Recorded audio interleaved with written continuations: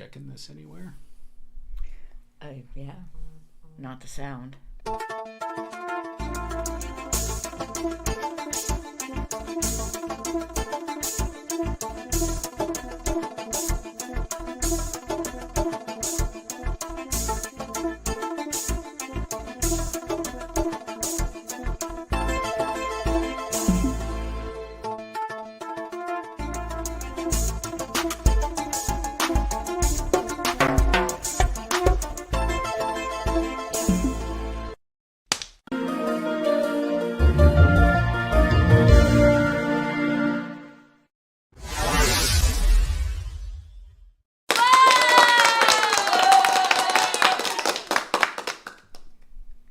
Hey, how are you doing? Yeah, you're out of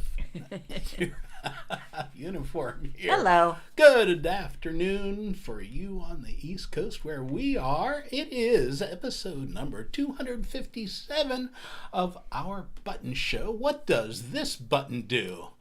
It's a HodgePodge this week, and we have a tip. What are you going to do? Well, It's an educational show about smartphones and technology with Geeks on Tour. That's us. And if you are watching on YouTube, we do want you to become a subscriber and click on that button. It is so important for us and you. We're getting real close to that 10,000 number, and we would like to make it before next week. How about that? What do you think, Chris? we need 53 more of you all to And click don't that forget, while you're subscribe there, button. you can click on that bell and get notified anytime we go live, right? Yep. Okay. So there's a tip. Editing with Google Photos. Oh, this is one of I do this just for fun and relaxation. I go through my photos and just see if I can make them better. You don't have to have a bad photo in order to need editing. A good photo can be even better. So this example I'm going to demonstrate using my Samsung because there is one feature that I just discovered doesn't seem to work on the iPhone. I'll tell you what that is when I get to it. So here is the picture. We are so proud. We have several orchid plants out in our backyard. This one is actually producing orchids. And I just want to make a really pretty picture out of it. So I'm in Google Photos and I bring up the photo and I tap the edit button. Now, what I want to make the background kind of go away and highlight the flowers. First, I want to crop in a little bit. And you always do that first because you don't want to waste processing power on parts of the picture that you're going to get rid of anyway. So you crop it first. I'm just getting a little closer to the flowers. And if I want to make sure that it stays in the same ratio, the 16:9 that the camera took, I can tap this little button here and then 16:9, and it makes sure that however I change it, it stays at the 16:9 ratio. So I like that crop. Next, I want to go to adjustments. And I want to adjust the light and dark. That would be the highlights and the shadows. The shadows I want to be deeper shadows. So you drag the slider into the negative territory and notice how it's darkening the shadows behind the flowers. But I want the flowers, the bright parts, to stay as bright as possible. So I'll go to highlights and increase the light there. See how it just makes the brightness a little bit even brighter. All right, I'm done with that. Now I want to blur the background, and I do that with tools. And this is the one that I just discovered isn't on at least my iPhone or my iPad. It needs there to be a face in the picture in order to get this blur background. But on my Samsung, no problem. I can blur that background as much as I want. And that's good. Last thing, I'm going to add a vignette. Now, I've added a bunch of stuff here, but if you just keep playing with these editing tools in Google Photos, you'll get to know all the ones that are there. Adjustments, it's the one that has the most. I tap on adjustments, and then this row up here has a ton of things. All the way at the end is vignette, and that makes a dark border around the edge. So I am now done. If I long press on the photo, you'll see the original. So that's the original. That's what I've done to it. What do you think? I like it. I just think it makes it more dramatic, and I am dramatic about my orchids. Yes, you are. Okay, that's it. All right. Well, hi everyone, I'm Jim, and here together with my wife, Chris, we are Geeks on Tour. Do you think your smartphone is smarter than you? And do you have questions about your iPad or your Android phone, and how do you learn about these amazing devices?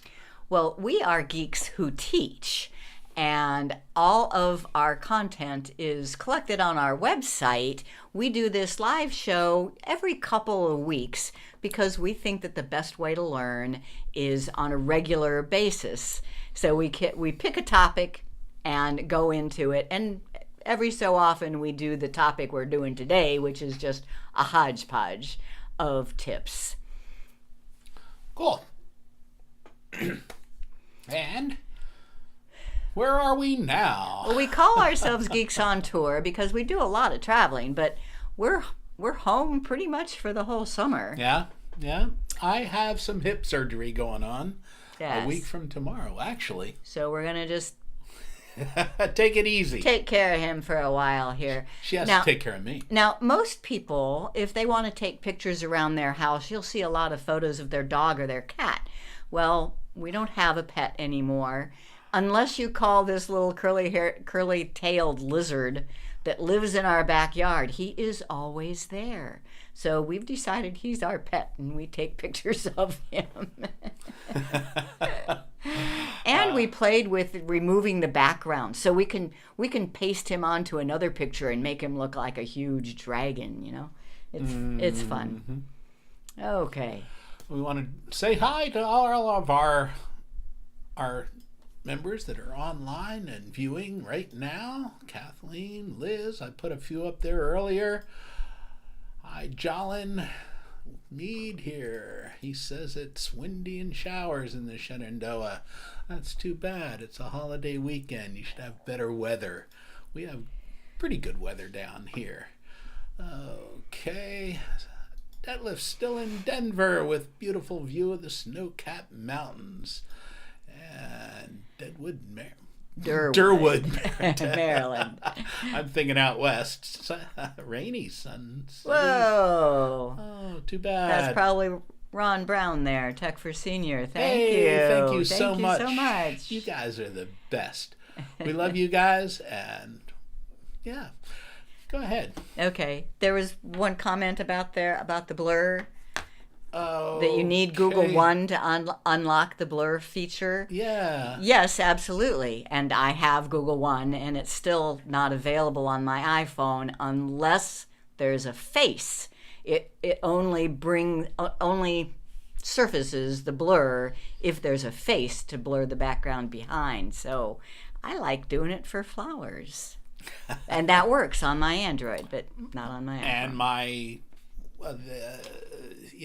portrait mode on my Pixel 7 Pro works on the flowers as well. Right. You can actually take a picture Doesn't have of to the be flowers. a person's face. Yeah. Okay. All right. And thank you to our premium members, those who have paid something to Geeks on Tour. You can become a member at geeksontour.com/join now. There are a lot of really nice benefits to being a member at Geeks on Tour. So, excuse me, one of those things is our Backstage Pass. It's an online Zoom meeting right after this show, live. You get the link from the email that Chris sent out earlier today, or you can go to our website, geeksontour.com, and go to the member login menu item, and the link is right there. Just click on that graphic. Okay? So HodgePodge, to say, we do this particular topic every couple months. And I get to just pick what I want to show you. A whole bunch of little tips. Some of them are older tips that I think bear repeating, and some of them are brand new. So today, we already did the photo editing with Google Photos. Next comes posting reviews on Google Maps, a topic that was suggested to me by friends because they help small businesses grow, and one of those ways is to have customer reviews. On a holiday weekend like this, if you're going out to places, leave them a review, and we'll show you how in case you've never done it. On the Android, there's this issue about whether or not you have your home buttons anymore. I'll show you that. Then we have to address the elephant in the room these days, which is AI and chatbots. I just want to make sure that you know where to go to play with them. You got to start learning about this stuff. I'm going to show you a little bit about Translate, Google Lens, and then just for fun, how you can play Solitaire anywhere, anytime, with any device. And if we have time, we'll show you the special Google Photos feature called Magic Eraser. So that's what we're going to do. Whew. And the first one is leaving reviews on Google Maps. On a computer, you go to maps.google.com. On the phone, you need to have the Google Maps app. And then you just click on a place and write your opinions of that place. And we have a video for this. And Pre-recorded. It's like $7.98. $7.98.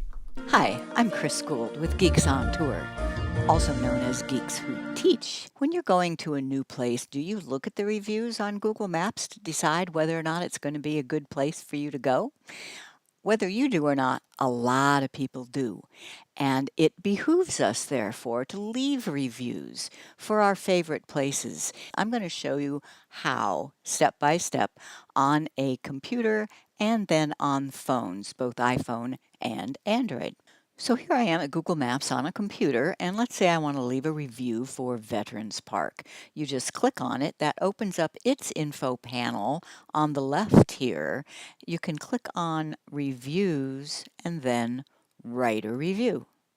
Now, you do have to have a Google account because these will all be collected in your account, and you must be signed in to your Google account. So if you're not, which I wasn't, it prompts you.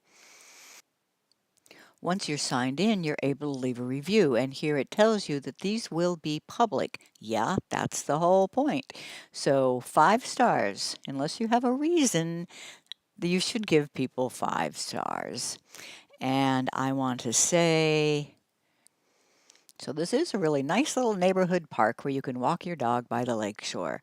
Be aware there is no bathroom here. If you do have some specific information that you think would be helpful to others, this is the great place to put it. And you click post. Now, if you do have photos, those are good too. You can add photo and post, and it is done. And that's it. Anybody who clicks on the name of that park now will see my review right up at the top. If you want to see any past reviews you've written on the computer, it's this 3-line menu in the upper left, and then Your Contributions. You can see all the reviews you've posted, all the photos you've posted, and all the corrections of information, which are called edits. If you want to contribute some new things, you click on Contribute, and then it recommends the places that it knows you've been recently, and you can give them reviews. Now on to the phones. This is the Google Maps app on an Android phone. I'll show you iPhone in a minute, and it's the same idea as the computer, just some buttons might be in slightly different places. So let's say I want to write a review for this Exxon gas station. You tap on Exxon, and then as you keep scrolling down, you will eventually get to a place where you're prompted to rate and review. You don't have to write a review. You can just tap the 5 stars. You can then say anything you want and add photos, but you don't have to. And as you keep scrolling up, you can just post. To get back out to the map, you can just tap that button in the upper left. If you want to see all of your contributions on the phone, it's in the menu down at the bottom where it says contribute. And it tells me that I have 150 contributions. If I want to see them, you tap view your profile. And if you scroll up here, you will see any photos that you've posted, any reviews that you have given. Then, in order to get back to the map, it's back from your profile and then the Explore button at the bottom, as opposed to Contribute, that gets you back to the map. And lastly, on an iPhone, first of all, you need to be sure that you are using Google Maps, not the Apple Maps that came with the iPhone. That's the icon for Google Maps. And pretty much it's the same thing. If I want to, let's say I want to leave a review for this Commercial Point Cafe, just tap on it and scroll down until you see the stars. Tap the stars, and then you can write something if you want. You could add a photo, and to get back to the map, back, and scroll down. Just tap on the screen and then explore. So next time you're enjoying your stay somewhere, write them a review.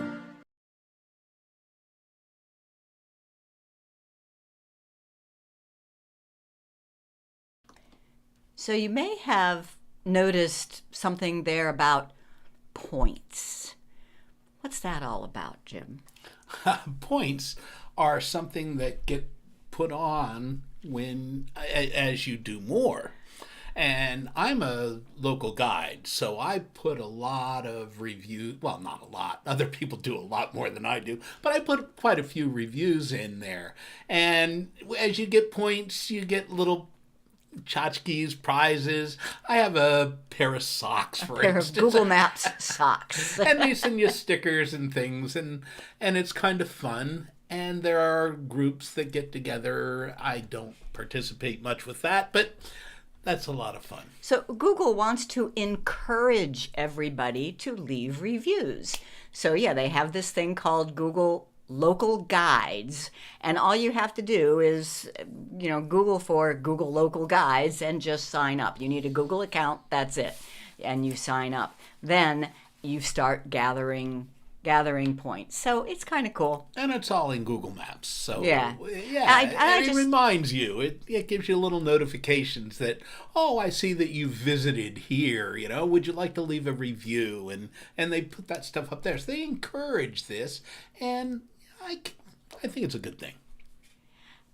I just want to show one person I know who has a lot of reviews. Yeah. How you see it. So here is just Google Maps, and I have signed up as local guide too, but I don't do much reviews. I should do more. I can click on contribute, and then I can click on view your profile, view my profile.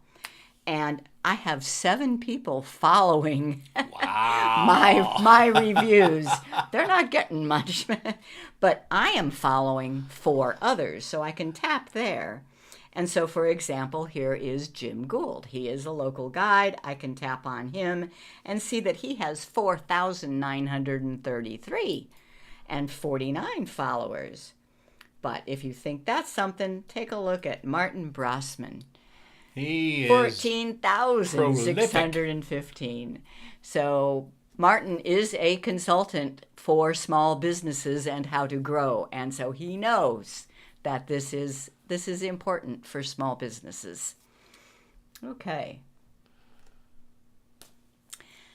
Next, Android, buttons or swipes?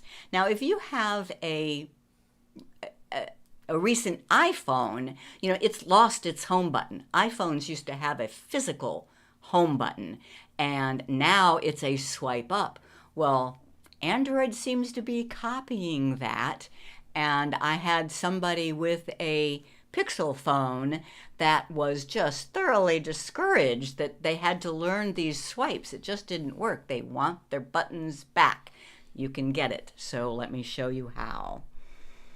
I have a Samsung, but it has the same thing. If I click on something and I want to go home, notice I don't have a home button. I have to swipe up to go home. There's a setting for that. So I will go into my settings, and it's a display, and then here's some navigation bar. That's what that's called, is the navigation bar. And notice on the Samsung and on the Pixel, on my Pixel 7, yeah. On the Pixel, you have the choice to have buttons or do the swipe gestures. I like the buttons, so I'm going to put them back. Mm-hmm. And I tried doing that for a while. I tried the swipe activity, and I was more comfortable. I put the buttons back. Going home is fine, but I couldn't get it to work to do back. I like my back button on my Samsung. And you don't get that on an iPhone. So ever. Now I have it back. Yeah. So now I have my buttons back. My multitasking, my home, and my back button are back. And she's so happy. Next. Chatbots. Chatbots. I think we need to have a whole show on AI sometime soon, but it changes every day. So my only goal here is just to make sure that you all know how to get to the 3 main AI chatbots that are around today and ask a question of them. And we have a pre-recorded segment number 799.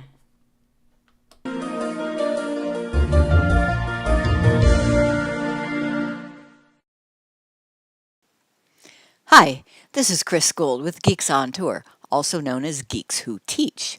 Now, I know you've been hearing an awful lot about artificial intelligence chatbots. There's currently 3 of them, ChatGPT, 3 main ones: ChatGPT, Microsoft Bing Chat, and Google Bard.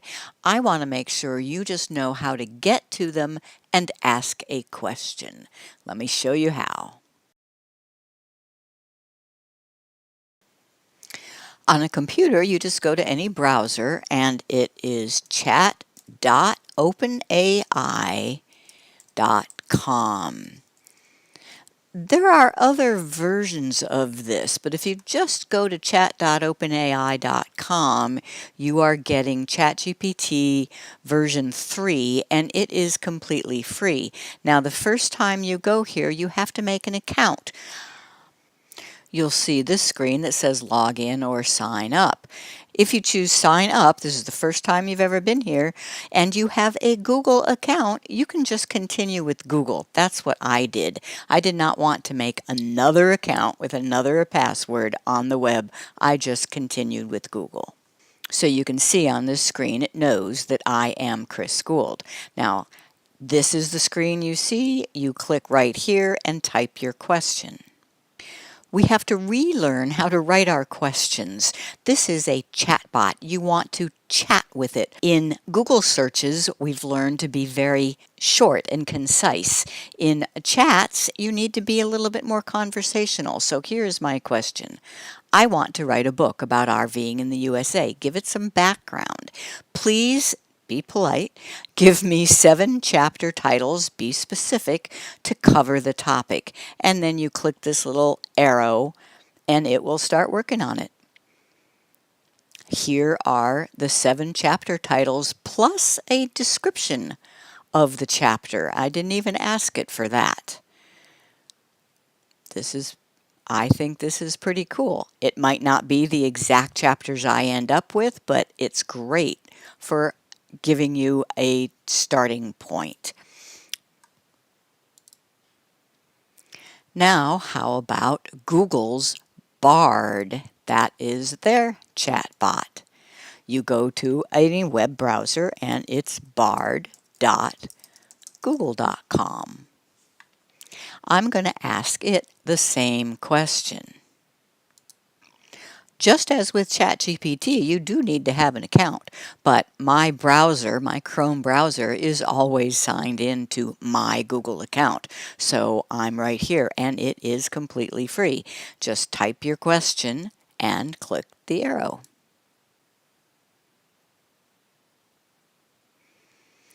And it did the same thing. It gave me 7 chapter titles. They're different chapter titles than ChatGPT gave me, but it also gives me a description, even though I didn't ask for that. And the last one I want to show you is Microsoft's offering, which is Bing Chat. Although you can go to bing.com using the Chrome browser, if you want to chat, and that's this button up here, it's going to tell you that you need to open the Microsoft Edge browser instead. I could click right here, but I want to show you down on my toolbar, I do have Microsoft Edge installed. It is a browser from Microsoft, and its icon looks like a wave, so I'll click that. And here I am at the Microsoft Edge browser. There is a Bing Chat button in the upper right, but I want to go to the full screen. So I'm going to click on the address bar and go to bing.com. Then there is this chat button in the top. Click chat. Now you are talking to the AI. Once again, you do need to be signed in with your Microsoft account. I can see that I am, and here is where you ask your question. I'm just going to paste in the same question that I asked the other two. I want to write a book about RVing in the USA. Please give me 7 chapter titles to cover the topic. Click the arrow. And it starts writing.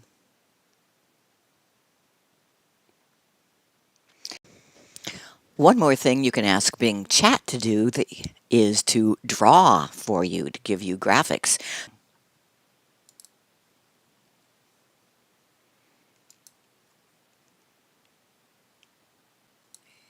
I guess it didn't want to give me a good title. You can keep asking it for adjustments to these, but that's all I'm going to show you for now. So those are the 3 main chatbots today: ChatGPT, Google Bard, and Microsoft Bing Chat, and how to access them on the computer. You can do the same thing on a phone. Have fun chatting.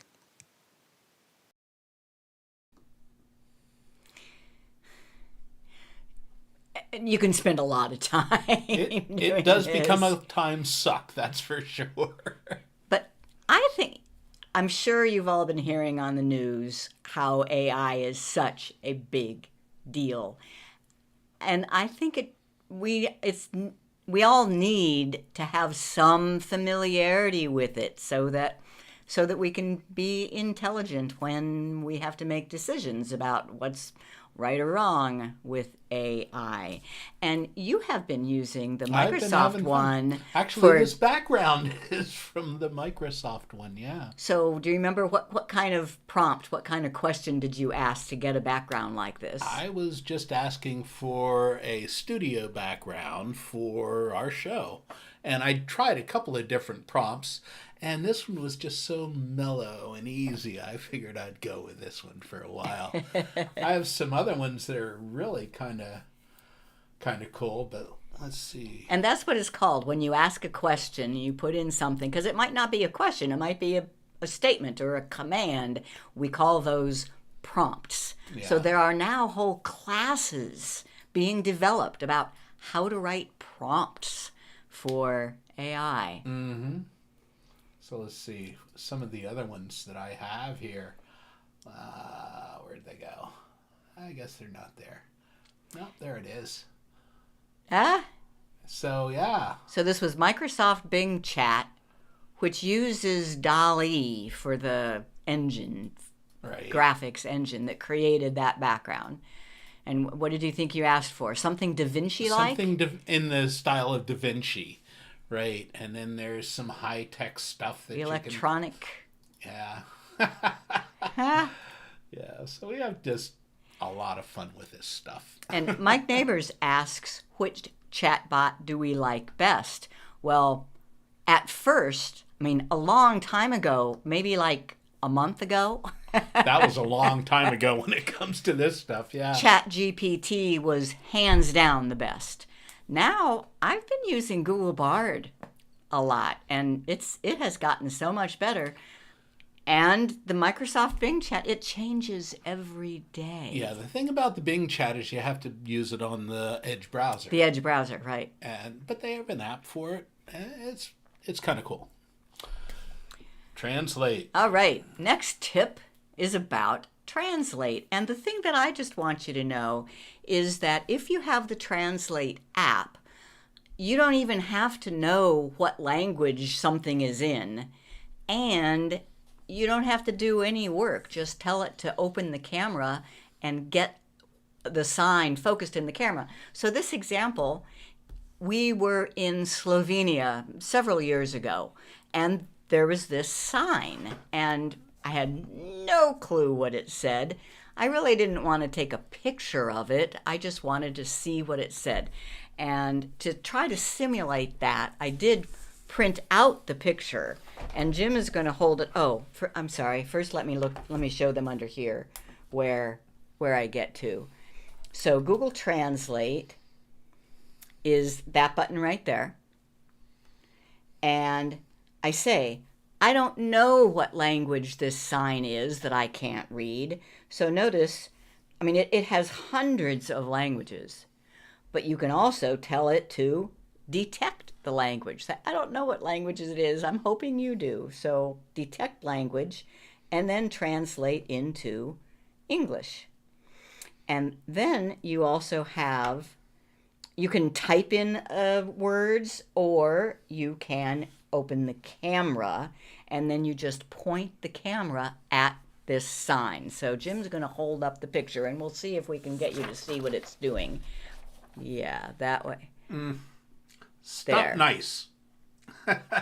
Yeah, it's hard for you to see the phone. Okay. Let's see.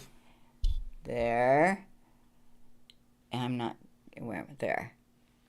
No, I'm not seeing it. Up. There. You can probably see it. So STOPNICE is the word on the sign, and just by pointing the phone at it, other way.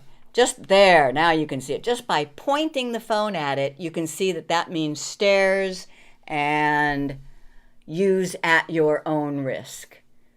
I'm not clicking anything. Now there is a button here to click and take a picture of it, and then it's a little bit more stable, and you can, just as in this slide here, you can then see either the original or the translated text.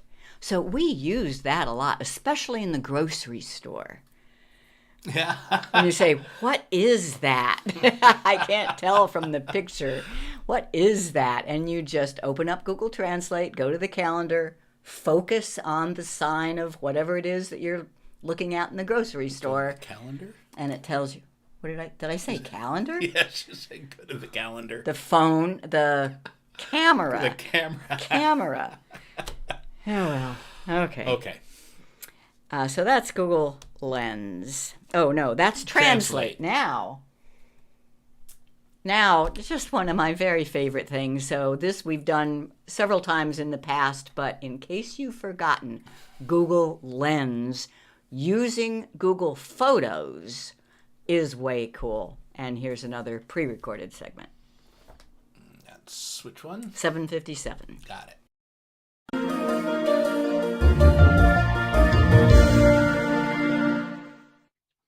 Okay, how about Google Lens? Oh, Google Lens is so cool. Now this I have to show you on the mobile device, so I will do that. I'm going to use the Android, although this works exactly the same on iOS or Android. Okay. And Google Lens obviously is a feature by Google. What is Google Lens? Google Lens is this button right here that will investigate the photo and tell you what it is. So this is a photo that we took in Arches National Park, Utah. And I think that's called the Delicate Arch, but I'm not sure. I tap on Lens, it investigates the photo, and it tells me that, silly, is the Corona Arch. I told you so. Oh, excuse me. All right. Next sample. Where is this? I just tap the Google Lens, and now it says, well, there's several things on here. It thinks maybe we want to buy a safety vest. No, I want to know what that bridge is back there. And it says that is the Rialto Bridge. And if I click through, it would tell you that that is in Venice, Italy. Okay. More examples. What kind of bird is this? Noisy. I remember those birds. They were very, very noisy. Very noisy. That is an Egyptian goose. And we would never have known that but for Google Lens. How about a flower? What kind of flower is that?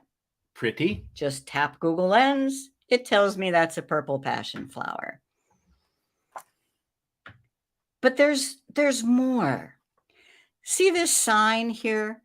This was a sign at a Civil War park where we were at in Mississippi somewhere. And notice there's a QR code here. I can make that a little bit bigger. And if I do Google Lens, it will read that QR code and take me to wherever it was. So it's a video. You were supposed to scan that code while you're standing there in the park in the hot sun and watch this video about where you are. But no, all you have to do is take a picture of it, and you can watch it anytime by using Google Photos and Google Lens. A business card, once again. If I do Google Lens on a business card, I can even tap where her phone number is, and Google Photos will make a phone call based on the phone number that it sees in a picture. It will also, if you want, it will add that as a contact to your contacts, but I don't want. I just want to dial the number once in a while. Notice this one. This is Chinese characters. I want to know what those Chinese characters say. Google Lens, tap Translate, and there we go. It takes the Chinese characters and translates into English. And the last example is, here's a whole newspaper clipping. Let's say that I would like the text of that newspaper clipping to put into a blog post or something like that. Google Lens, text, select all, copy text. Now I can go anywhere else. I'm just going to go to an email because it's easy, and paste. There is the complete text of that newspaper article in editable form. I think that is just amazing. And that is Google Lens, which is just built in to Google Photos.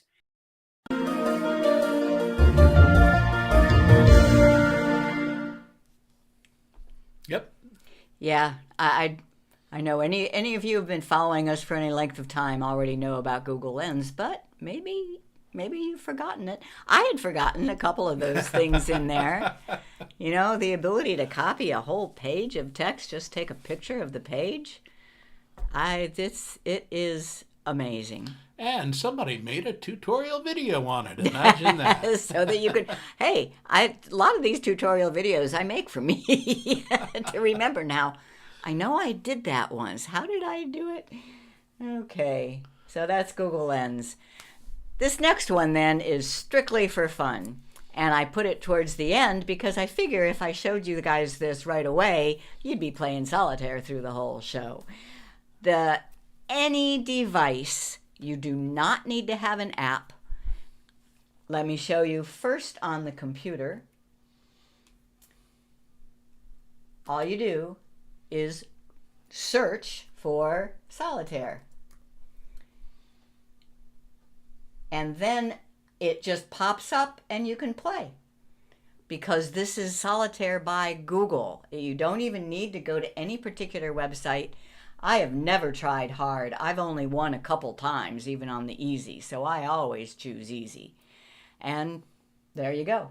You can start just clicking and it moves the cards where they're supposed to go. And there's your deck, etc. Okay, how about on a phone? Same thing.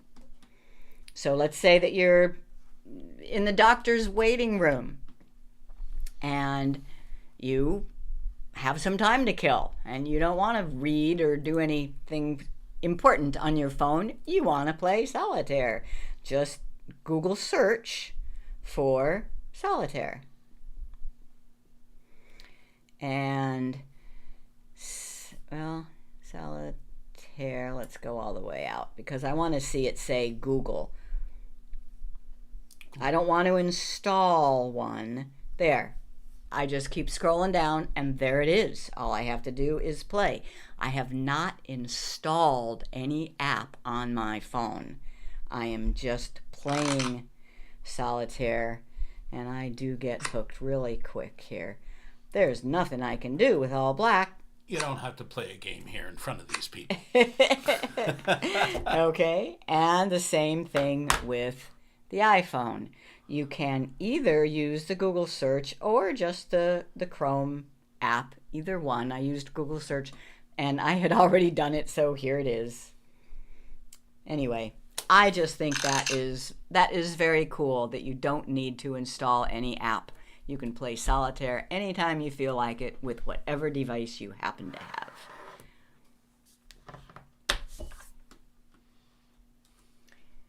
All right.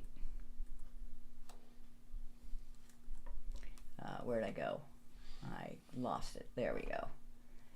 So that's solitaire. And any questions? Any questions? Well, let's see. I think there were a couple of comments, but no real questions. There's something from Bill. Karen prompted a question. How do I get the phone or Miss A to repeat what the notification was? I have no idea. That would be nice. No I agree. idea. Yeah. And personalizing notification sounds like callers would be helpful. Yeah. That could be a show. I don't know a whole lot about it. I use it a little bit. I have a special ringtone for him, but that's about it. Yeah. Maybe I'll do a couple of tips and put it in the next HodgePodge. Yeah. Okay. I think I got most of those. Yeah. Personalizing would be okay. Give us a thumbs up. Favorite tip is using Lens to capture the text of an entire newspaper article into an editable document. Yeah, okay. And? Yep, yeah. That is a good one. Yeah, that would be nice. Okay. Mike wants to know when we're headed west. Well, I don't know about the RV. We do plan on heading west. We're going all the way to Hawaii. We're going to Hawaii. And you all are invited to come along. If you want to see the details, just go to geeksontour.com/Hawaii. We're on a cruise that is just within Hawaii, and we would love our whole tribe to be there with us. Our tribe. For his 70th birthday. Yeah. Cool. All right. Last but definitely not least. Okay. And there's a video, Magic Eraser. This is the most recent, but it's been around a few months now. Cool new feature of Google Photos.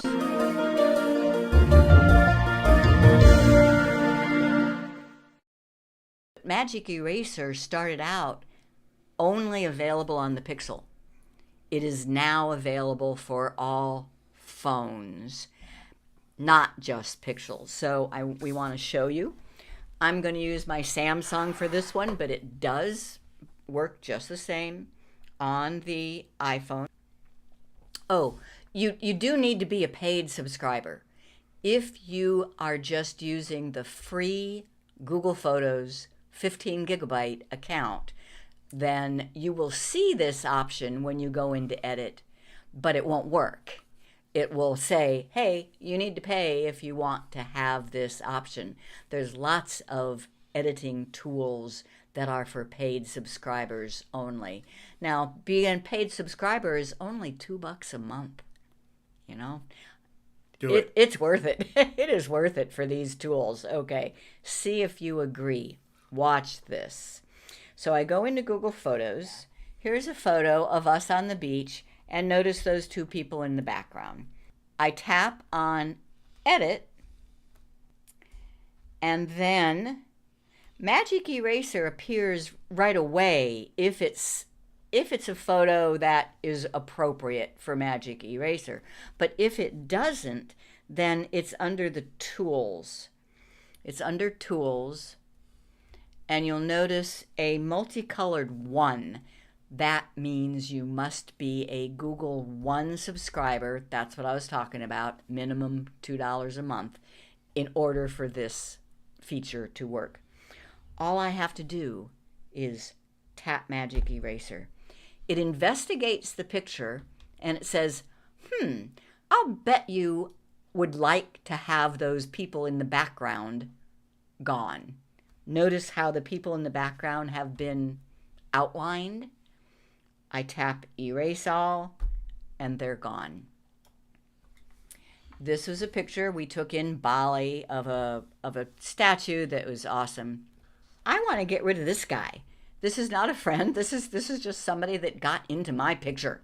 So I'll tap Edit, and I'll tap Magic Eraser.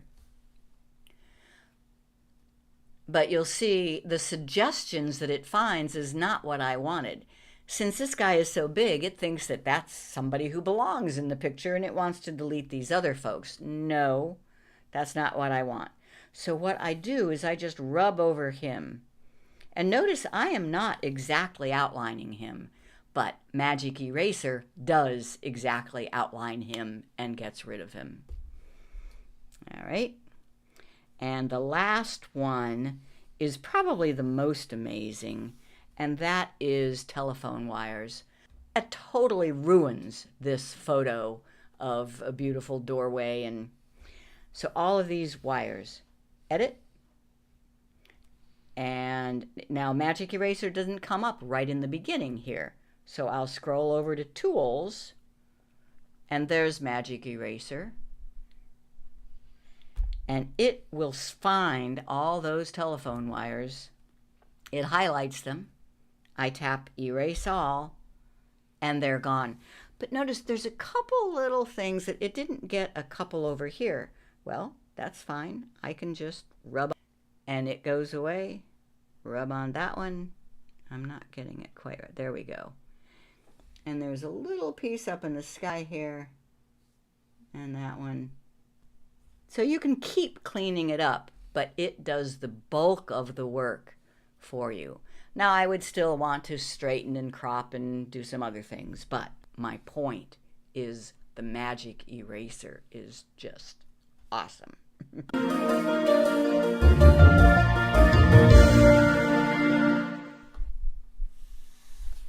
Whoops.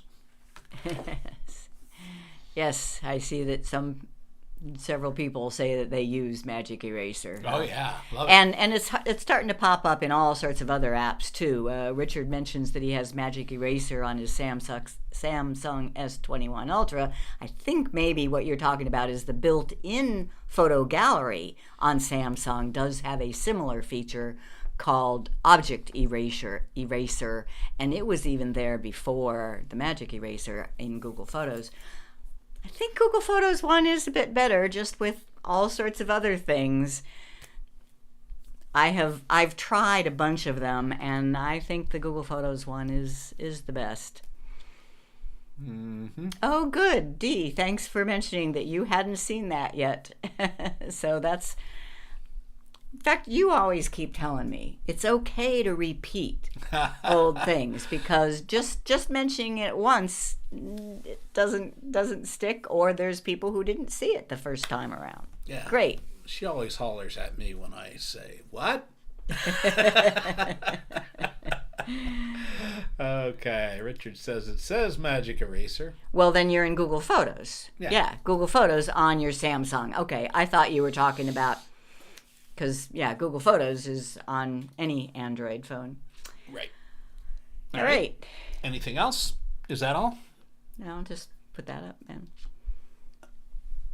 Okay, I think we covered all the questions, so... I hope so. Well, did you learn something? Some questions for you. The name of Google's AI chatbot is A. Chaucer, B. Bart, C. Bard, or D. Jeeves? Bard. It's referring to Shakespeare, the Bard. The Bard. Who is, because it's all about language. He was a writer, I heard. It's all about language. Okay. True or false, you can use either computer or phone to leave a review on Google Maps. Yep.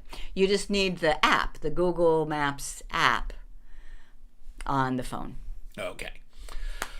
If your Android buttons disappeared, you can bring them back with A, with an update, B, in settings, or C, can't be done. There's a setting for that, B. Okay. And Google Lens can tell you about something in a photo using A, Google Photos app, B, Google Translate app, or C, Amazon app. Google Photos. So any photo that you have in Google Photos, you can just tap the little lens button and it'll tell you stuff about that photo. Good. True or false? Google Translate can translate even if you don't know what language the original is in. That's pretty cool. You just leave the from setting at detect language, and then the to setting in whatever language you understand. Okay. Anything else? Nope. Okay. So I want to remind everybody about the Backstage Pass. It's for our premium members. It's a Zoom. You get the link from an email that Chris sent out earlier, or you can go to our website at geeksontour.com/member login and find the link there. Just click on it. Join us backstage. And Chris, what's the webpage that lists all of our YouTube shows? geeksontour.com, and the menu item is YouTube show. How about that? And what's the webpage that lists all of our recent documents? Geeks recent newsletters. That's what I just said. Yeah. geeksontour.com. The menu item is blogs and news, and you'll find newsletters under there. It's that calendar thing. See, that's why it's important to have two people. I can't imagine doing this just alone. Who would catch your gaffes? Yeah, right. Newsletters are under that menu, and every monthly newsletter for the last 15 years is available to click on and read under that menu. And it's time to start getting busy on the next one. Yeah, next one's coming up. And why do people pay $60 a year to join Geeks on Tour? That's not, it's $58. Okay. That's if they sign up for the annual recurring, it's $58. And you get lots of member perks. Lots of things that are available to members only on our website. You get the Backstage Pass, our private Zoom meetings with members only. and you get the written notes of the what does this button do. Very handy. And some people join and give us the money just to say thank you for all the stuff we do for free. And we thank you. Yep.